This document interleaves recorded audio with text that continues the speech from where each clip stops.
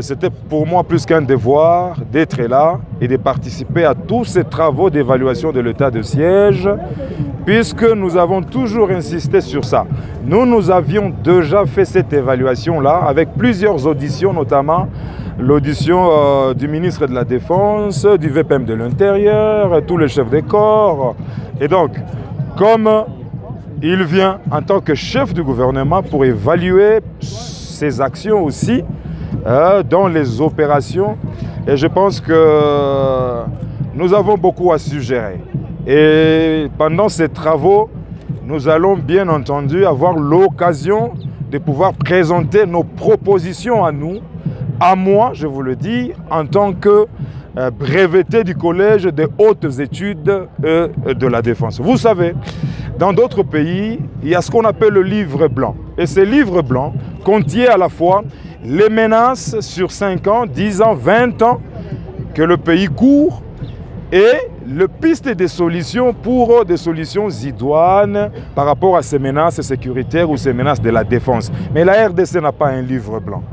Et bien voilà la première chose qu'il faut d'abord proposer.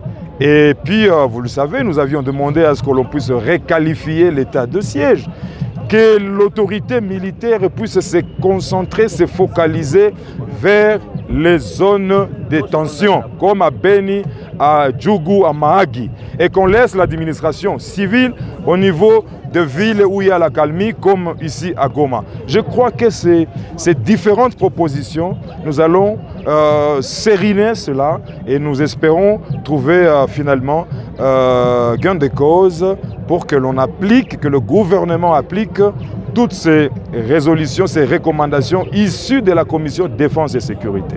Pour empêcher aux Kivusiens de pouvoir s'exprimer lors des élections.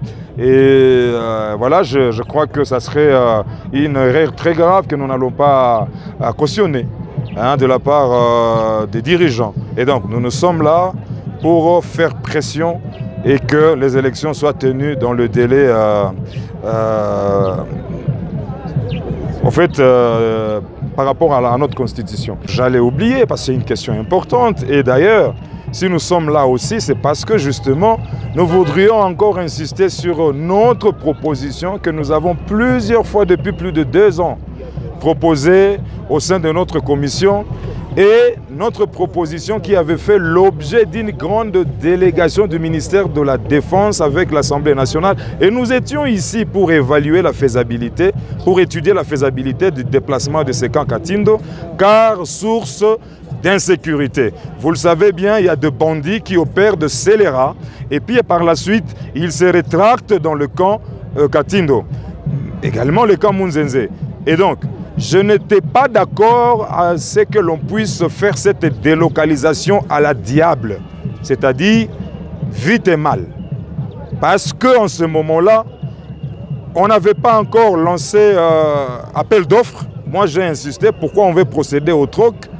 Il y avait un entrepreneur ici, un commerçant qui voulait construire ailleurs et puis s'attribuer les camps pour morceler ça. Et moi, je m'étais opposé et je n'avais pas signé le rapport que les autres avaient signé.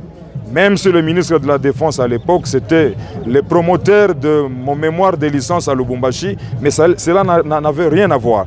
Il faut travailler sans complaisance. Il ne faut pas faire les choses.